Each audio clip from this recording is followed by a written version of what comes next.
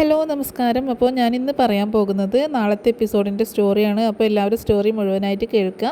ഇഷ്ടമായിട്ടുണ്ടെങ്കിൽ ലൈക്ക് ചെയ്യാനും അതുപോലെ നിങ്ങളുടെ അഭിപ്രായങ്ങൾ കമൻറ്റ് ചെയ്യാനും മറക്കരുത് കേട്ടോ. പുതിയൊരു ഓപ്ഷൻ ഉണ്ട്, ഹൈപ്പ് എന്ന് പറഞ്ഞിട്ടുള്ളത്. ആ ഹൈപ്പ് എന്ന ഓപ്ഷനും ക്ലിക്ക് ചെയ്യാൻ മറക്കരുത് കേട്ടോ.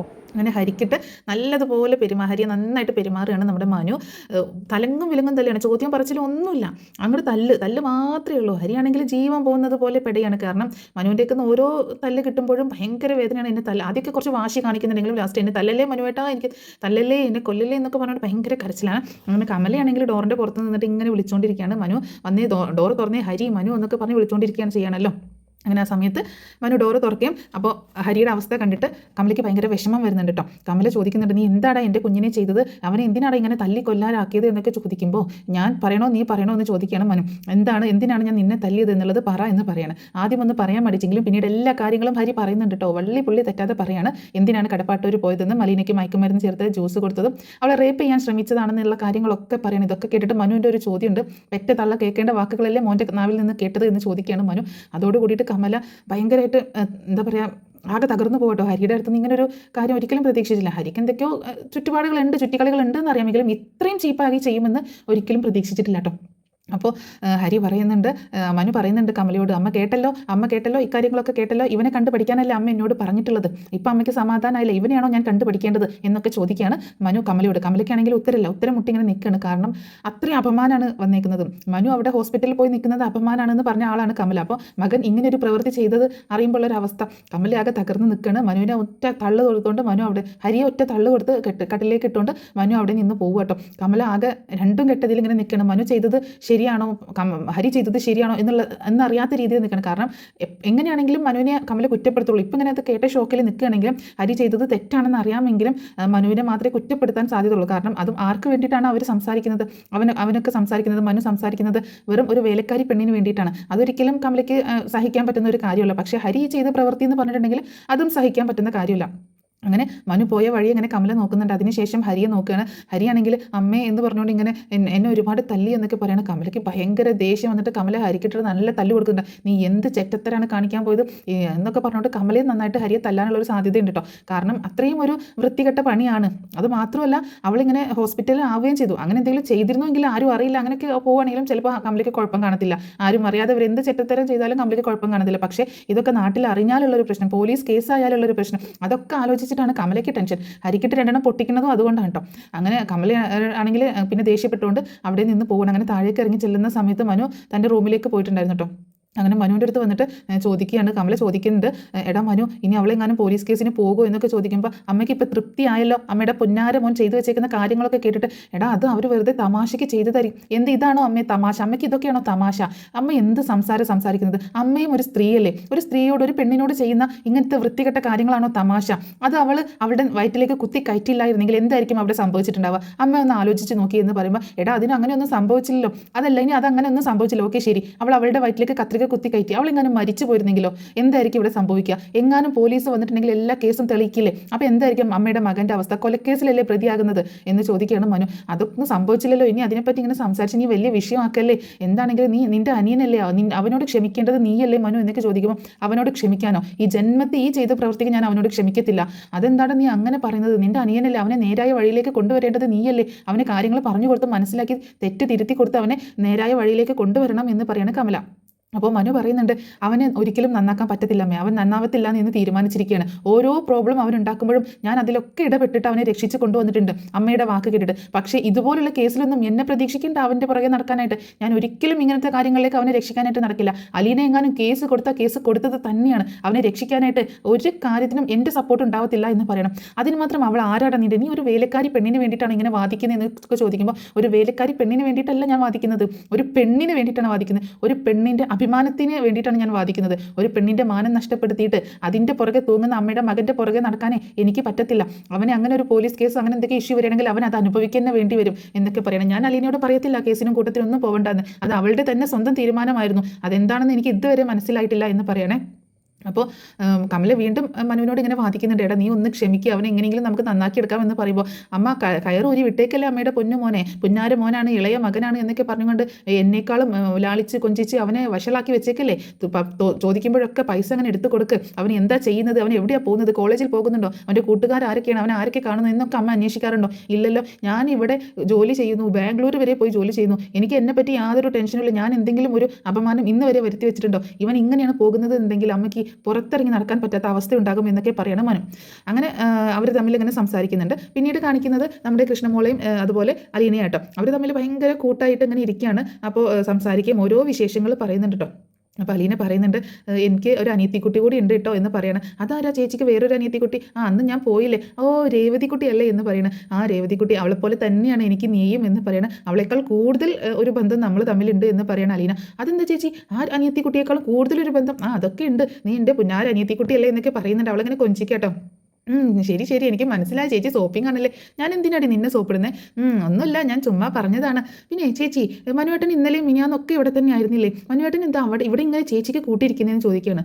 അതും മനുവേട്ടനോട് നീ ചോദിക്കണം. അല്ല, മനുവേട്ടന് ചേച്ചിയോട് എന്തോ ഒരു ഇഷ്ടമുള്ളതുപോലെ എനിക്ക് തോന്നുന്നുണ്ടല്ലോ, ചേച്ചിക്ക് മനുവേട്ടനോട് ഇഷ്ടമാണോ എന്ന് ചോദിക്കുകയാണ്. നീ എന്താടി പെണ്ണെ ഇങ്ങനെയൊക്കെ ചോദിക്കുന്നത് എന്ന് അലീന ചോദിക്കുമ്പോൾ, അല്ല എനിക്കൊരു സംശയം, മനുവേട്ടന് ഞാൻ കുറച്ച് ദിവസമായിട്ട് ഇങ്ങനെ ശ്രദ്ധിക്കുന്നതാണ്, കുറച്ചായിട്ട് മനുവേട്ടന് ആദ്യമൊന്നും കടപ്പാട്ടൂർ എപ്പോഴും വരത്തൊന്നും ഉണ്ടായിരുന്നില്ല, പക്ഷേ ഇപ്പോൾ കൂടെ വരുന്നുണ്ട് എന്ന് പറയണം. അത് അവിടെ മുത്തശ്ശി ഉള്ളതുകൊണ്ടല്ലേ, മുത്തശ്ശി പണ്ടും അവിടെ തന്നെ ഉണ്ടായിരുന്നു. മനുവേട്ടൻ ബാംഗ്ലൂരിൽ നിന്ന് വരുമ്പോഴൊന്നും കടപ്പാട്ടൂരിലേക്ക് വരാറില്ല. എന്നിട്ട് മുത്തശ്ശിക്ക് ഭയങ്കര പരാതിയായിരുന്നു മനുവേട്ടൻ വരുന്നില്ലല്ലോ എന്ന്. ഇപ്പോൾ അങ്ങനെയല്ല, മനുവേട്ടൻ ഇടയ്ക്കിടയ്ക്ക് വരുന്നുണ്ട്. അതെന്താ ചേച്ചി എന്ന് ചോദിക്കുമ്പോൾ, എനിക്കറിയാൻ പാടില്ല, നീ തന്നെ ചോദിച്ചു നോക്ക്. അങ്ങനെയൊന്നുമല്ല, ചേച്ചിക്ക് അറിയാം, ചേച്ചി കൂടി അവിടെ ഉള്ളതുകൊണ്ടാണ് മനുവേട്ടൻ വരുന്നത് എന്ന്. നീ ഒന്ന് പോടി പെണ്ണേ, നീ എന്തൊക്കെയാണ് പറയുന്നത്? എനിക്ക് മനസ്സിലാവുന്നുണ്ടല്ലോ, ഞാൻ കുറച്ച് നാളായിട്ട് നിങ്ങളെ വാച്ച് ചെയ്യുന്നുണ്ട്. മനുവേട്ടൻ കൂടെ വരുന്നു, ഇടയ്ക്കിടയ്ക്ക് വരുന്നു, വിളിച്ചില്ലെങ്കിൽ എന്തെങ്കിലും കാര്യം അറിയിച്ചില്ലെങ്കിൽ ചേച്ചിയെ വഴക്ക് പറയുന്നു, ചേച്ചിയുടെ എല്ലാ കാര്യങ്ങളിലും ഇടപെട്ട് ചേച്ചിയെ രക്ഷിക്കുന്നു. ഇതൊക്കെ കൂട്ടി വായിക്കുമ്പോൾ, അത് മാത്രമല്ല ഇപ്പോൾ ഹോസ്പിറ്റലിലായിട്ട് 2 ദിവസം രാവും പകലും ഉറക്കമൊഴിച്ച് ചേച്ചിക്ക് കൂട്ടിയിരിക്കുന്നു. ഇതൊക്കെ കാണുമ്പോൾ എന്താ ഞാൻ മനസ്സിലാക്കേണ്ടത് എന്ന് ചോദിക്കണം. എന്ത് മനസ്സിലാക്കാൻ? എനിക്ക് മനസ്സിലാവുന്നുണ്ട്, മനുവേട്ടന് ചേച്ചി ഒരുപാട് ഇഷ്ടമാണ്, അതുപോലെ ചേച്ചിക്ക് മനുവേട്ടന് ഇഷ്ടമാണെന്നൊക്കെ എനിക്ക് അറിയാം എന്ന് പറയുമ്പോൾ, നീ എന്തൊക്കെയാണ് പെണ്ണെ പറയുന്നത്? നീ ഒന്ന് പോയേ, മനുവേട്ടനല്ലേ എന്നെ അവിടെ നിന്ന് ഇങ്ങോട്ടേക്ക് കൊണ്ടുവന്നത്, മനുവേട്ടനല്ലേ എൻ്റെ ലോക്കൽ ഗാർഡിയൻ, എന്നെ അവിടെ നിന്ന് എഗ്രിമെൻറ്റ് സൈൻ ചെയ്ത് കൂട്ടിക്കൊണ്ടുവന്നത് മനുവേട്ടനല്ലേ. അപ്പോൾ എനിക്ക് എന്തെങ്കിലുമൊക്കെ പ്രശ്നങ്ങൾ സംഭവിച്ചു കഴിഞ്ഞാൽ എനിക്ക് സപ്പോർട്ടായിട്ട് നിൽക്കേണ്ടത് മനുവേട്ടൻ തന്നെയല്ലേ, അതുകൊണ്ടാണ് എന്ന് പറയുമ്പോൾ, അതുകൊണ്ട് മാത്രമാണോ ചേച്ചി? സത്യം പറ, എന്നോട് കള്ളം പറയണ്ട കേട്ടോ, എന്നെ വിളിക്കാനൊന്നും പറ്റത്തില്ല, എനിക്ക് കൂർമ്മ ബുദ്ധിയാണ്, എനിക്ക് ഭയങ്കര ബുദ്ധിയാണെന്ന് എപ്പോഴും എല്ലാവരും പറയും, എന്ത് കാര്യം ഞാൻ കണ്ടെത്തും എന്ന് പറയണം. നീ ഒരു CID വന്നേക്കുന്നു, ഓരോ കാര്യങ്ങളും കണ്ടെത്തിക്കൊണ്ട് എന്നൊക്കെ പറയണം അലീനേട്ടോ. ഒന്ന് പോ ചേച്ചി, നമുക്ക് പിന്നെ സംസാരിക്കാറ്, ഞാൻ എന്തായാലും രണ്ടുപേരെയും കൈയോടെ പിടിച്ചോളാം എന്നൊക്കെ പറയുന്നുണ്ട് കൃഷ്ണമോള്. ചേച്ചി നമുക്ക് ഇന്ന് ഫുഡ് ഓർഡർ ചെയ്താലോ, നമുക്ക് എന്തെങ്കിലും ഓർഡർ ചെയ്ത് കഴിച്ചാലോ എന്ന് പറയുമ്പോൾ, എടി മോളെ എനിക്ക് അങ്ങനെ ഒരുപാട് കട്ടിയുള്ള ആഹാരമൊന്നും കഴിക്കാൻ വയ്യ, എന്നാലും റൈസൊക്കെ കഴിക്കാമല്ലോ, ഇച്ചിരിയൊക്കെ ചിക്കൻ കഴിക്കാം, നമുക്ക് ചിക്കൻ ബിരിയാണി വാങ്ങിച്ചാലോ എന്ന് ചോദിക്കണം കൃഷ്ണമോള്. എടി അപ്പോൾ ഈ ഫോണിലൂടെ ഇങ്ങനെ പറഞ്ഞാൽ ആളിവിടെ കൊണ്ടുവന്ന് തരുമോ? തരും ചേച്ചി, നമുക്ക് ഇവിടെ ഇരുന്ന് ഓർഡർ ചെയ്താൽ മതി, സാധനം ഇവിടെ നമ്മുടെ മുന്നിലെത്തും എന്ന് പറയണം. അങ്ങനെയൊക്കെ പറ്റുമല്ലേ എന്ന് ചോദിക്കുന്നുണ്ട് അലീന. നമുക്കിന്ന് ഓർഡർ ചെയ്താലോ? എന്നാൽ നീ ഓർഡർ ചെയ്തോ എന്ന് പറയണം.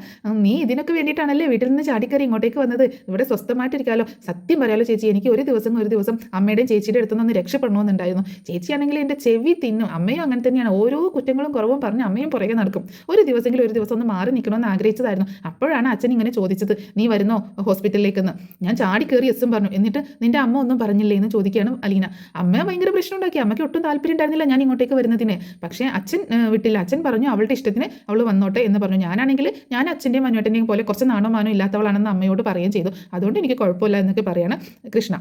അങ്ങനെ കൃഷ്ണമോള് ഫുഡൊക്കെ ഓർഡർ ചെയ്യുന്നുണ്ട്. അങ്ങനെ ഒരു ഫുഡൊക്കെ ഓർഡർ ചെയ്ത് വാങ്ങിച്ച് കഴിക്കുന്നുണ്ട്. പിന്നീട് കാണിക്കുന്നത് പിറ്റേ ദിവസം രാവിലെ കേട്ടോ. പിറ്റേ ദിവസം രാവിലെ ബാലചന്ദ്രൻ ഇങ്ങനെ ഹോസ്പിറ്റലിലേക്ക് പോകാനായിട്ട് ഇറങ്ങുകയാണ്. ആ സമയത്ത് വൈജ ദേഷ്യപ്പെട്ടുകൊണ്ട് വരികയാണ്. എന്നാലും ആ കൃഷ്ണമോളെ അവിടെ കൊണ്ടുവന്നാക്കിയില്ലേ ബാലചന്ദ്രൻ, ഇത് എന്തിൻ്റെ സൂക്കേടാണ്, ഇനി അവൾ രാവിലെ എഴുന്നേറ്റ് സ്കൂളിലേക്കൊക്കെ പോകുന്ന എന്താ ഉറപ്പ് എന്നൊക്കെ ചോദിക്കുമ്പോൾ, അതൊക്കെ ഞാൻ രാത്രി വിളിച്ച് അവളെ സെറ്റ് ആക്കിയിട്ടുണ്ട്, അവൾ സ്കൂളിലേക്ക് പൊക്കോളും, അവൾ സ്കൂൾ വിട്ടിട്ട് നേരെ വീട്ടിലേക്കാണ് വരിക, പിന്നെ ഹോസ്പിറ്റലിലേക്കൊന്നും പോകത്തില്ല എന്ന് പറയണം. അപ്പോൾ ഇന്ന് ആരാണ് പകൽ അവൾക്ക് കൂട്ടിരിക്കാൻ പോകുന്നതെന്ന് ചോദിക്കുമ്പോൾ, ഇന്ന് ഞാൻ കൂട്ടിരിക്കും, അല്ലാതെ നീ പോയി കൂട്ടിയിരിക്കുമെന്ന് ചോദിക്കണം. എൻ്റെ പട്ടി പോകും അവൾക്ക് കൂട്ടിരിക്കാൻ ആയിട്ടെന്ന് പറയണ വൈചേട്ടം. അപ്പോൾ അതന്നെയാണ് പറഞ്ഞത്, ഇന്ന് ഞാൻ പോകുമെന്ന്, നിൻ്റെ പട്ടി ഇപ്പം ഞാനാണല്ലോ എന്ന് പറയണം. ഞാൻ അതല്ല ഉദ്ദേശിച്ചത്, ഞാൻ അങ്ങനെയല്ല ഉദ്ദേശിച്ചതെന്ന് ബാലചന്ദ്രനോട് വൈജ പറയുമ്പോൾ, നീ ഒരുപാടൊന്നും ഉദ്ദേശിക്കേണ്ട, നീ എന്താണ് ഉദ്ദേശിക്കുന്നതെന്നൊക്കെ എനിക്ക് മനസ്സിലാവുന്നുണ്ടെന്ന് വൈജയോട് പറയാണ് ബാലചന്ദ്രൻ. അങ്ങനെ ബാലേന്ദ്രൻ അങ്ങനെ പോകുന്നുണ്ട്, ഹോസ്പിറ്റലിലേക്ക് പോവാണ്. അതേസമയം മുത്തശ്ശി വൈജയോട് ചോദിക്കുന്നുണ്ട് എന്താണ് അലീനയുടെ അവസ്ഥ എന്താണെന്നൊക്കെ ചോദിക്കുമ്പോൾ, ഇപ്പോൾ ഒരു കുഴപ്പമൊന്നുമില്ല, ഡിസ്ചാർജ് ആയി വരാവുന്നതേ ഉള്ളൂ, ഹോസ്പിറ്റലുകാർ എന്തെങ്കിലുമൊക്കെ കാര്യം പറഞ്ഞാൽ അവിടെ ഇങ്ങനെ പിടിച്ച് നിർത്തണ്ടേ, അതിനുവേണ്ടി പിടിച്ച് നിർത്തുന്നതാണ്, അല്ലാതെ വലിയ പ്രശ്നങ്ങളൊന്നുമില്ല എന്നൊക്കെ പറയുമ്പോൾ, പിന്നെ ചുമ്മാ ഹോസ്പിറ്റലിൽ അവിടെ പിടിച്ച് നിർത്തും, മുറിവൊന്നും ഉണങ്ങണ്ടേ, അതുകൊണ്ടൊക്കെ ആയിരിക്കും എന്ന് പറയണം മുത്തശ്ശി. അങ്ങനെ പിന്നീട് കാണിക്കുന്നത് ഹോസ്പിറ്റലിൽ കൃഷ്ണമോളെയും അലീനയാണ്. കൃഷ്ണമോളും അലീനയും കൂടെ ഇങ്ങനെ സംസാരിക്കുന്നൊക്കെയാണ്. കൃഷ്ണമോളാണെങ്കിൽ സ്കൂളിലേക്ക് പോകാനുള്ള യൂണിഫോം ഒക്കെ ഇട്ട് റെഡി ആയിട്ട് നിൽക്കുകയാണ്, സ്കൂളിൽ പോകാൻ റെഡി ആയിട്ട് നിൽക്കുകയാണ്. അപ്പോൾ തനിച്ച് പോകാൻ പറ്റത്തില്ല, അച്ഛൻ വന്നതിന് ശേഷം അച്ഛൻ കൊണ്ടാക്കി തരാമെന്ന് പറഞ്ഞിട്ടുണ്ട് ബസ് സ്റ്റോപ്പ് വരെ. അപ്പോൾ അതിനായിട്ട് അച്ഛനെ വെയിറ്റ് ചെയ്ത് നിൽക്കുകയാണ്, ബാലചന്ദ്രനെ വെയിറ്റ് ചെയ്ത് നിൽക്കുകയാണ് കൃഷ്ണമോളും. അപ്പോൾ ആ സമയത്ത് ഇവരിങ്ങനെ സംസാരിക്കുന്നുണ്ട്. അപ്പോൾ അലീന ചോദിക്കുന്നുണ്ട്, നീ പോവുകയാണല്ലേ? ഞാൻ പോവാണ്, എന്താ എന്ന് ചോദിക്കുമ്പോൾ നീ ഇവിടെ ഉണ്ടായിരുന്നു, അപ്പോൾ നല്ല രസമായിരുന്നു എനിക്ക്, നീ പോകുമ്പോൾ എന്തോ പോലെ എന്ന് പറയുമ്പോൾ ഞാൻ പോയിട്ട് ഇത് ഇങ്ങോട്ട് തന്നെ വരട്ടെ. അയ്യോ വേണ്ട, നിൻ്റെ അമ്മ വഴക്ക് പറയും, മോൾക്ക് ഒരുപാട് പഠിക്കാനൊക്കെ ഉള്ളതല്ലേ, അത് ഞാൻ ഇന്നലെ ഇവിടെ ഇരുന്ന് പഠിച്ചതുപോലെ പഠിച്ചോളാം. ഞാൻ കണ്ടു നീ ഇന്നലെ ഇവിടെ ഇരുന്ന് പഠിക്കുന്നത്, നീ ഇന്നലെ കുറേ സംസാരിച്ച് സമയം കളഞ്ഞ് ഒന്നും പഠിച്ചൊന്നുമില്ലല്ലോ എന്ന് പറയണം. അത് ശരിയാണ്, ഞാൻ കുറച്ചൊക്കെ ചേച്ചിയോട് ഇങ്ങനെ സംസാരിച്ചുകൊണ്ടിരിക്കാൻ എനിക്ക് ഭയങ്കര ഇഷ്ടമാണ്, നല്ല രസമാണ് ചേച്ചിയോട് സംസാരിച്ചുകൊണ്ടിരിക്കാൻ എന്ന് പറയാണ് രേവതി നമ്മുടെ കൃഷ്ണമോള് അലീനയോട്. എന്നാൽ ഞാൻ പോയിട്ട് വരാം അല്ലേ, ഞാൻ പോവാം അല്ലേ എന്നൊക്കെ പറഞ്ഞിങ്ങനെ കൊഞ്ചുന്നുണ്ട്. ആ സമയത്താണ് ബാലചന്ദ്രൻ അങ്ങോട്ടേക്ക് വരുന്നത് കേട്ടോ.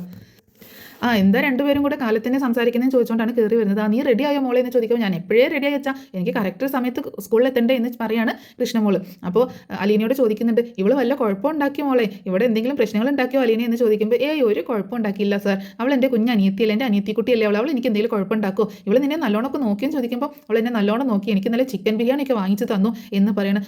അങ്ങനെയൊക്കെ ചെയ്തോ എന്ന് ചോദിക്കുന്നുണ്ട് ബാലചന്ദ്രൻ. എന്നാലേ നമുക്ക് പോയാലോ, ഞാൻ ഇവളെന്ത് ബസ് സ്റ്റോപ്പ് വരെ ആക്കിയിട്ട് ബസ് ഒന്ന് കയറ്റി കൊടുത്തിട്ട് വരാം എന്ന്, അതുവരെ ഒറ്റയ്ക്ക് ഇരിക്കുന്നതുകൊണ്ട് കുഴപ്പമുണ്ടോ എന്ന് ചോദിക്കുകയാണ്. കുഴപ്പമൊന്നുമില്ല സാർ പോയിട്ട് വന്നോളൂ എന്ന് പറയാണ് അലീന.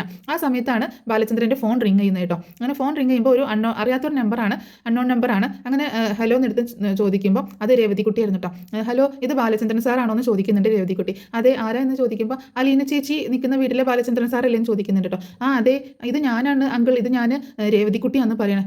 രേവതിക്കുട്ടിയാണോ എന്ന് പറയാട്ടോ. അതെ, ഞാൻ രേവതിക്കുട്ടിയാന്ന് പറയുന്നുണ്ട്.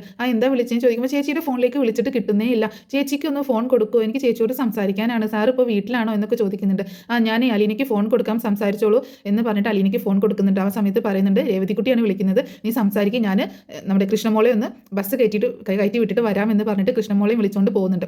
അതേസമയം നമ്മുടെ അലീന ഫോൺ വാങ്ങിക്കൊണ്ട് സംസാരിക്കുകയാണ്. അപ്പോൾ ഹലോ എന്ന് ചോദിക്കുമ്പോൾ ചേച്ചി ഇത് എവിടെയാണ് ചേച്ചി, എന്തോരം ഞാൻ വിളിച്ചു, ചേച്ചിയുടെ ഫോൺ സ്വിച്ച് ഓഫ് ആണല്ലോ, എന്ത് പറ്റി എന്നൊക്കെ ചോദിക്കുകയാണ്. അത് മോളെ ഞാനിപ്പോൾ എന്നൊക്കെ പറയാൻ തുടങ്ങുമ്പോൾ രേവതിക്കുട്ടി വീണ്ടും പറയുന്നുണ്ട്, അന്നാ രോഹിതേട്ടൻ വന്നിട്ട് രോഹിതേട്ടന് ലൈം ജ്യൂസ് കൊണ്ടുപോയി കൊടുക്കാൻ പോയതല്ലേ ചേച്ചി, പിന്നെ ചേച്ചിയെ വിളിച്ചിട്ട് കിട്ടിയതേ ഇല്ല, ആദ്യമൊക്കെ കുറേ റിങ് ചെയ്തു, പിന്നീട് ചേച്ചിയുടെ ഫോൺ സ്വിച്ച് ഓഫ് ആയി പോയി എന്ന് പറയണം അലീന. അപ്പോൾ അലീന കാര്യങ്ങളൊക്കെ പറയണം. അത് മോളെ ഞാനിപ്പോൾ ഉള്ളത് പാലായിലുള്ള ഒരു ഹോസ്പിറ്റലിലാണെന്ന് പറയണം. ഹോസ്പിറ്റലോ, എന്ത് പറ്റി ചേച്ചി എന്ന് ചോദിക്കുമ്പോൾ അത് മോളെ ഞാൻ നിന്നെ അന്ന് വിളിച്ചില്ലേ, നീ അന്ന് എന്നെ വിളിച്ചില്ലേ, അതിനുശേഷം കുറച്ച് പ്രശ്നങ്ങളൊക്കെ ഉണ്ടായി എന്ന് പറയണം. എന്താ ചേച്ചി എന്ത് പറ്റിയെന്ന് ചോദിക്കുകയാണ്. അപ്പോൾ അലീന എല്ലാ കാര്യങ്ങളും പറയണം. നീ അന്ന് വിളിച്ചുകൊണ്ടിരിക്കുമ്പോഴല്ലേ ഞാൻ രോഹിത്തിന് ജ്യൂസ് കൊണ്ടുപോയി കൊടുത്തത്, അങ്ങനെയുള്ള കാര്യങ്ങളൊക്കെ സംസാരിച്ചുകൊണ്ടിരിക്കുക കേട്ടോ. അതേ സമയത്താണ് ബാലചന്ദ്രൻ കൃഷ്ണമോളെ ബസ് കയറ്റി വിട്ടിട്ട് തിരിച്ചു വരുന്നത് കേട്ടോ. അപ്പോൾ അലീന ഇങ്ങനെ സംസാരിക്കുന്നത് കേട്ടപ്പോൾ ബാലചന്ദ്രൻ അകത്തേക്ക് കയറാതെ ഡോറിൻ്റെ അവിടെ ഇങ്ങനെ നിൽക്കുകയാണ്. അപ്പോൾ അലീന രേവതിക്കുട്ടിയോട് പറയുന്നുണ്ട്, നീ അന്ന് വിളിച്ച് വെച്ചതിന് ശേഷം ഞാൻ ജ്യൂസ് കൊണ്ടുപോയി കൊടുക്കാനായിട്ട് മുകളിലേക്ക് പോയില്ലേ, ആ സമയത്ത് അവർ ആ ജ്യൂസിൽ എന്തോ മയക്കുമരുന്ന് കലർത്തിയിട്ടുണ്ടായിരുന്നു മോളെ, എനിക്ക് അറിയത്തില്ലായിരുന്നു, അത് ജ്യൂസിന് എന്തോ ഉണ്ട്, അത് ടേസ്റ്റ് ഇല്ല എന്നൊക്കെ പറഞ്ഞിട്ട് രോഹിത് എന്നെ കൊണ്ട് അത് കുടിപ്പിച്ചു, അത് പിന്നീടാണ് ഞാൻ അറിഞ്ഞത് അതിൽ മയക്കുമരുന്ന് ചേർത്തേക്കായിരുന്നു, അപ്പോഴാണ് ഞാൻ അവിടെ ഹരിയെയും കണ്ടത്, ഹരി കൂടി ആ റൂമിൽ ഉണ്ടായിരുന്നു എന്ന് പറയണം. ചേച്ചി എന്നിട്ട് എന്താ സംഭവിച്ചത്, ചേച്ചിക്ക് എന്താ പറ്റി എന്നൊക്കെ ചോദിക്കുകയാണ്. അപ്പം അലീനയാണെങ്കിൽ എല്ലാ കാര്യങ്ങളും ഇങ്ങനെ പറയാട്ടോ, ആ സമയത്ത് ഉണ്ടായ സംഭവങ്ങളൊക്കെ പറയണം. അപ്പോൾ എൻ്റെ മാനം രക്ഷിക്കാനായിട്ട് ഞാൻ എൻ്റെ വയറ്റിലേക്ക് തന്നെ കത്രിക കൊണ്ട് കുത്തി ഇറക്കി, മരിച്ചു പോവുകയാണെങ്കിൽ മാനം നഷ്ടപ്പെടാതെ മരിച്ചു പോകാലോ, അത് മാത്രമായിരുന്നു എൻ്റെ മനസ്സിലുണ്ടായിരുന്ന ഒരു കാര്യം, അല്ലാതെ അവർക്ക് മുന്നിൽ കീഴടങ്ങാൻ ഒരിക്കലും ഞാൻ തയ്യാറല്ലായിരുന്നു എന്നൊക്കെ പറയണം. ഇതൊക്കെ കേട്ട് ആകെ ഷോക്കായിട്ട് നിൽക്കുകയാണ് ബാലചന്ദ്രൻ. എന്താ താൻ ഈ കേൾക്കുന്നത് എന്നുള്ള രീതിയിൽ ഇങ്ങനെ ഷോക്കായിട്ട് നിൽക്കുകയാണ്, ആകെ തകർന്നൊരു മനുഷ്യനെ പോലെ ഇങ്ങനെ നിൽക്കുകയാണ്. എന്താ ഇപ്പം ഞാൻ കേട്ടത്, രോഹിതും ഹരിയും കൂടി അലീനയെ റേപ്പ് ചെയ്യാൻ ശ്രമിച്ചു എന്നോ, അതിൽ നിന്ന് രക്ഷപ്പെടാനാണോ അവൾ കത്രിക കൊണ്ട് വയറ്റിലേക്ക് കുത്തി കയറ്റിയത്, ഇതായിരുന്നു രോഹിത്തിൻ്റെയൊക്കെ ടെൻഷൻ, രോഹിത് വീട്ടിൽ വരാൻ നേരം വൈകിയതും എല്ലാ കാര്യങ്ങളും ഇങ്ങനെ ഓർക്കണം. ബാലചന്ദ്രൻ ഇതൊക്കെ കേട്ടിട്ട് ആകെ ഷോക്കായിട്ട് ഇങ്ങനെ നിൽക്കണം. അപ്പോൾ രേവതിക്കുട്ടി ചോദിക്കുന്നുണ്ട്, ചേച്ചിക്ക് എന്നിട്ട് പോലീസിൽ പരാതി പറഞ്ഞുകൂടായിരുന്നോ, ബാലചന്ദ്രൻ സാറിനോടും മനുവേട്ടനോടൊക്കെ കാര്യങ്ങൾ പറഞ്ഞുകൂടായിരുന്നോ എന്നൊക്കെ ചോദിക്കുമ്പോൾ മനുവേട്ടൻ ഇന്നലെ എന്നോട് വന്ന് ചോദിച്ചപ്പോൾ മനുവേട്ടനോട് എനിക്ക് സത്യം പറയേണ്ടി വന്നു മോളെ, വേറെ ആരോടും പറയരുത് എന്ന് ഞാൻ പറഞ്ഞിട്ടുണ്ട്, പക്ഷേ അങ്ങനെ പോലീസും കേസും ഒക്കെ ആയിട്ടുണ്ടെങ്കിൽ അവരുടെ ലൈഫ് നഷ്ടപ്പെടില്ലേ മോളെ എന്ന് ചോദിക്കണം. അപ്പോൾ രേവതിക്കുട്ടി പറയുന്നുണ്ട്, അതൊക്കെ ചേച്ചി നോക്കേണ്ട കാര്യം എന്താണ്, അവർ ചെയ്ത തെറ്റില്ല, അവർ തെറ്റ് ചെയ്തത് കൊണ്ടല്ല അവർ ശിക്ഷിക്കപ്പെടുന്നത്, അപ്പോൾ അവരെ ശരിക്കും നിയമത്തിന് മുന്നിൽ കൊണ്ടുവരില്ലേ വേണ്ടത് എന്ന് ചോദിക്കേണ്ട രേവതിക്കുട്ടി. അങ്ങനെ എനിക്ക് ചെയ്യാൻ പറ്റുമോ മോളെ, എൻ്റെ സ്വന്തം അനിയനല്ലേ അവൻ, എൻ്റെ സ്വന്തം അനുജനല്ലേ, എൻ്റെ സ്വന്തം ചോരയല്ലേ, അവനെ എങ്ങനെ എനിക്ക് ഈ രീതിയിൽ കൊണ്ടുവരാൻ പറ്റും, അവനെതിരെ എങ്ങനെ ഞാൻ പോലീസിന് മൊഴി കൊടുക്കും എന്ന് പറയണം. ഇത് കേട്ട് ആകെ ഷോക്കായിട്ട് നിൽക്കട്ടോ ബാലചന്ദ്രൻ, സ്വന്തം അനിയനാണെന്നോ ആര് എന്നിങ്ങനെ ചിന്തിച്ച് നിൽക്കണം. എന്നാലും ചേച്ചി രോഹിത്തല്ലേ ചേച്ചിയുടെ അനിയൻ, ഹരിയെ കൊടുക്കാമായിരുന്നില്ല എന്ന് ചോദിക്കുമ്പോൾ ഹരിയെ മാത്രം അങ്ങനെ കൊടുക്കാൻ പറ്റത്തില്ലല്ലോ, കാരണം രോഹിത്തിൻ്റെ റൂമിൽ വെച്ച് കടപ്പാട്ടൂർ വീട്ടിൽ രോഹിത്തിൻ്റെ റൂമിൽ വെച്ചിട്ടല്ലേ സംഭവം ഉണ്ടായിട്ടുള്ളത്, ആ സമയത്ത് രോഹിത്തും അവിടെ ഉണ്ടല്ലോ, അപ്പോൾ പിന്നെ എനിക്ക് രോഹിത്തിനെ രക്ഷിച്ചല്ലേ പറ്റുള്ളൂ, ഒരു അമ്മയുടെ വയറ്റിൽ പിറന്ന എൻ്റെ സഹോദരനല്ലേ, എൻ്റെ സ്വന്തം ചോരയല്ലേ രോഹിത്. എനിക്ക് അവനെ ഇങ്ങനെ ഒരു ഇതിലേക്ക് തള്ളിയിടാനൊന്നും പറ്റത്തില്ലല്ലോ. അവനെ എങ്ങനെയെങ്കിലും രക്ഷിക്കാനല്ലേ ഞാൻ ശ്രമിക്കേണ്ടത്. ഞാൻ എങ്ങാനും അവനെതിരെ മൊഴി കൊടുത്തിരുന്നു എങ്കിൽ അവനെ പോലീസ് പിടിക്കും. പോലീസ് പിടിച്ചു കഴിഞ്ഞാൽ അവൻ്റെ ലൈഫ് പിന്നെ എന്തായിരിക്കും, ജയിലിലായിരിക്കത്തില്ലേ. പിന്നെ ബാലചന്ദ്രൻ സാറിന് തല കുനിച്ച് നടക്കേണ്ടി വരും. വൈജയന്തിയും മാഡത്തിന്, അതായത് എൻ്റെ അമ്മയ്ക്ക് മറ്റുള്ളവരുടെ മുഖത്ത് നോക്കാൻ പറ്റൂ എന്നൊക്കെ ചോദിക്കാൻ. ഇതൊക്കെ കേട്ട് ആകെ ഷോക്കായിട്ട് നിൽക്കണം. ഡോറിൻ്റെ അവിടെ തന്നെ ബാലചന്ദ്രൻ ഇങ്ങനെ നിൽക്കണം. പിന്നെ പറയുന്നുണ്ട്, പിന്നെ അവിടെ എനിക്ക് 2 അനിയത്തിമാരില്ലേ, എൻ്റെ ബബിതയും കൃഷ്ണമോളും. അവർക്ക് പിന്നെ കോളേജിലും സ്കൂളിലൊക്കെ പോയി പഠിക്കാനും ഒരു നല്ല ലൈഫൊക്കെ കിട്ടും. അതൊന്നുമില്ല. അപ്പോൾ ഞാൻ അങ്ങനെയുള്ള കാര്യങ്ങളൊക്കെ ഓർത്തിട്ടാണ് ഞാൻ അവർക്കെതിരെ പോലീസിന് മൊഴി കൊടുക്കാഞ്ഞത് എന്ന് പറയാണ് അലീന. അപ്പോൾ അലീനയുടെ നാവിൽ നിന്ന് തന്നെ ബാലചന്ദ്രൻ എല്ലാ സത്യങ്ങളും അറിഞ്ഞിരിക്കുകയാണ്. രോഹിതും മനുവും കൂടിയിട്ടാണ് അലീനയെ ഉപദ്രവിക്കാൻ ശ്രമിച്ചത്.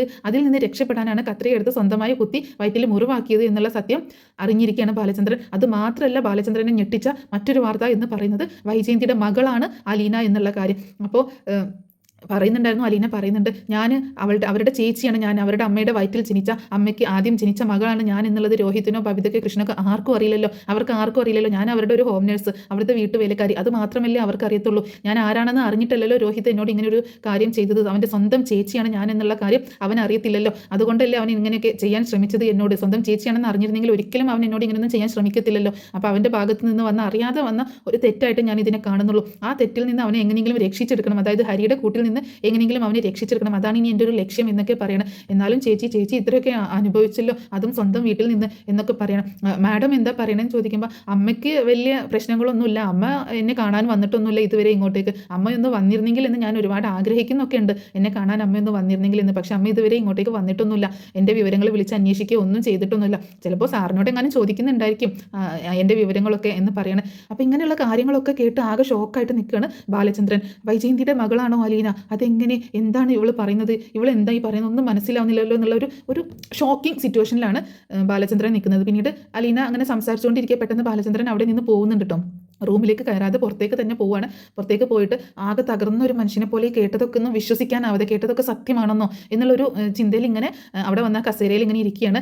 ഈ ഒരുപാട് എന്നിട്ട് അലീന പറഞ്ഞ കാര്യങ്ങൾ 2-3 കാര്യങ്ങളാണ് ബാലചന്ദ്രൻ വീണ്ടും റിവൈൻഡ് ചെയ്യുന്നത്. ഹരിയും രോഹിത്തുമാണ് അവളെ ഉപദ്രവിക്കാൻ ശ്രമിച്ചതെന്നും അതിനേക്കാൾ കൂടുതലായിട്ട് എൻ്റെ അമ്മയുടെ വയറ്റിൽ പിറന്ന എൻ്റെ സ്വന്തം അനുജനല്ലേ അവൻ എൻ്റെ സ്വന്തം ചോരയില്ലേ എന്ന് പറഞ്ഞ ആ ഒരു കാര്യം, വൈജയന്തിയുടെ മകളാണ് അലീന എന്ന് ഞെട്ടിക്കുന്ന ഒരു സത്യം ബാലചന്ദ്രൻ തിരിച്ചറിഞ്ഞേക്കാണ്. ഇനി അങ്ങോട്ട് വരാൻ പോകുന്ന എപ്പിസോഡുകൾ ഒരു അടിപൊളി എപ്പിസോഡുകളാട്ടോ. അപ്പോൾ ഇത്രയാണ് നാളത്തെ എപ്പിസോഡിൽ കാണിക്കാൻ പോകുന്നത്.